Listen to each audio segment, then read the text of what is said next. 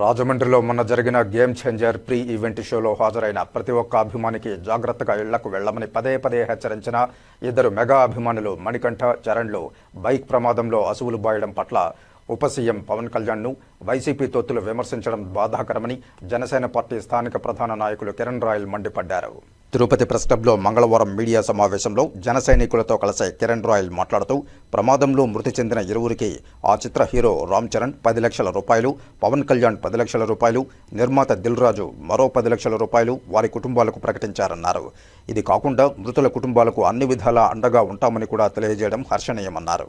సగం రాజకీయం సినిమా చుట్టూ తిరుగుతుంది, ఇది వాస్తవం. ప్రజాప్రతినిధులు రాజకీయాలు పక్కన పెట్టి సినిమాల మీద ఎక్కువ ఇంట్రెస్ట్ చూపిస్తున్నారేమో ఈ మధ్య. అంటే సినిమా నాయకుల మీద టార్గెట్ చేస్తే హైలైట్ అయిపోతున్న ఆలోచనతో మొన్నటి పవన్ కళ్యాణ్ గారు స్పష్టంగా మాట్లాడారు. ఇక్కడ ఒక విషయాన్ని అబ్జర్వ్ చేసుకోలేమంటే Game Changer pre event function లో అయిన తర్వాత రాష్ట్ర డిప్యూటీ సీఎం పవన్ కళ్యాణ్ గారు, జనసేన పార్టీతో వచ్చిన పవన్ కళ్యాణ్ గారు జాగ్రత్తగా వెళ్ళండి, జాగ్రత్తగా వెళ్ళండి, జాగ్రత్తగా వెళ్ళండి, జాగ్రత్తగా వెళ్ళండి ఒక 50 సార్లు చెప్పుకుంటారు. వచ్చిన ప్రతి ఒక్కరింటికి చేరుకోండి, జాగ్రత్తగా వెళ్ళండి.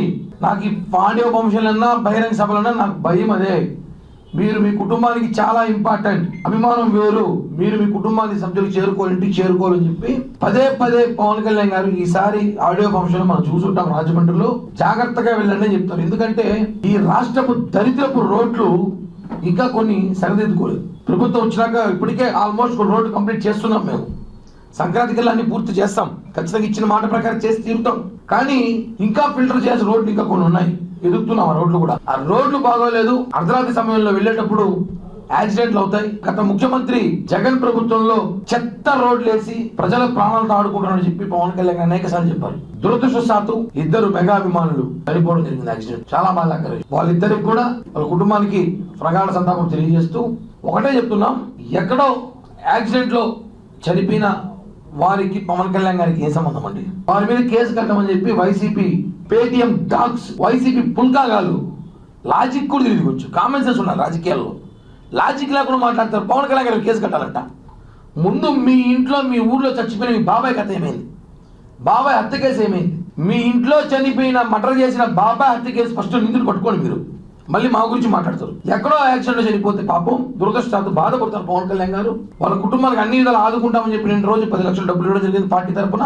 అలాగే దిల్ రాజు గారు 10 లక్షలు ఇచ్చారు, రామ్ చరణ్ గారు 10 లక్షలు ఇచ్చారు.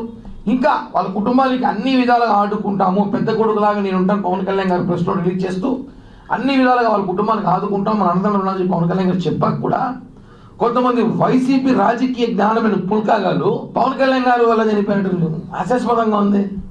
మీరు వేసిన దరిద్రపు రోడ్లు వాళ్ళు చనిపోయారు, రోడ్లు సరి చేయకుండా చనిపోయారు. గుంతల రోడ్లు, ఎటువంటి రోడ్లు మనం చూసుంటాం, అన్ని సరిదిద్దుతున్నాం, వేస్తున్నాం రోడ్లన్నీ కూడా.